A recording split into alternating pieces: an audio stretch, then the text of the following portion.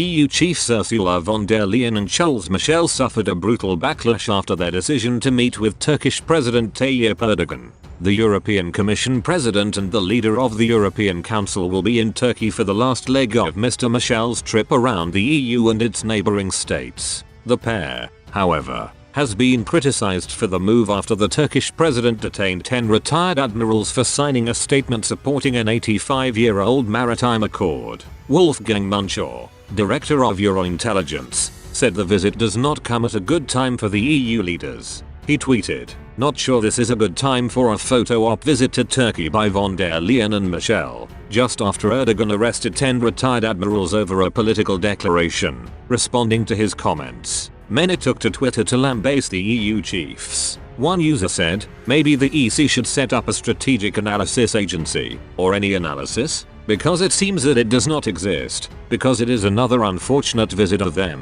For a geopolitical commission, this is too many bloopers." And another, "VDL is a disgrace." One Twitter user added, "They are going to Turkey, unreal incompetence." And another, "Clueless pair, beyond clueless." President Erdogan said on Monday the document went beyond freedom of expression and implied a coup. The statement, signed by more than 100 former high-ranking Navy personnel, voiced concern that the Montreux Convention could be debated or abandoned after having played an important role in Turkey's security and past neutrality. Government officials responded by accusing them of conspiring against the constitutional order, and Erdogan said the statement was unacceptable given Turkey's history of military coups. The duty of retired admirals is not publishing statements about a political debate that includes an implication of a coup, Erdogan told ministers and AK party members. The military staged 3 coups between 1960 to 1980 and, with a statement by the National Security Council,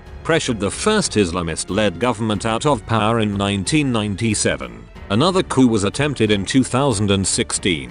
In a country that has a history full of coups and statements, it is unacceptable for 104 retired admirals to attempt such an endeavor, Mr. Erdogan said, adding Turkey remained committed to the accord but could review it in the future. The main opposition party said the government sought to distract from more critical issues, including a shock 12% lira depreciation 2 weeks ago, and record daily coronavirus cases. Mr. Erdogan blamed the opposition for the statement. Montreux, signed in 1936, gives Turkey control over the Bosphorus and Dardanelles Straits within its borders, and during peacetime guarantees access for civilian vessels. It also limits access to naval warships and governs foreign cargo ships. The retired admirals defended the accord as strategically important for security, given Erdogan's authority to withdraw from such pacts. Last month, the president suddenly ditched an international accord meant to prevent violence against women.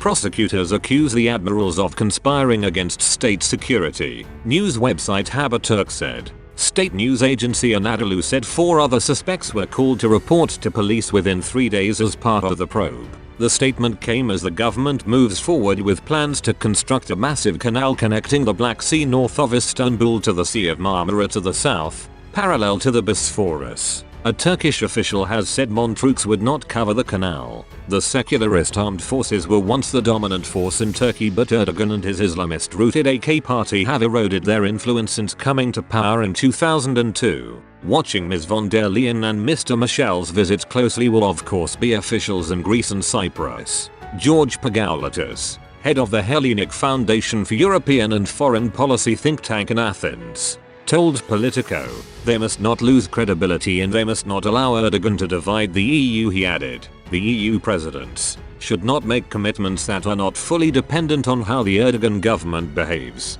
They should also seek not to alienate Turkish citizens who struggle for human rights and expect a positive agenda and view the visit by the EU leaders as an opportunity for positive change.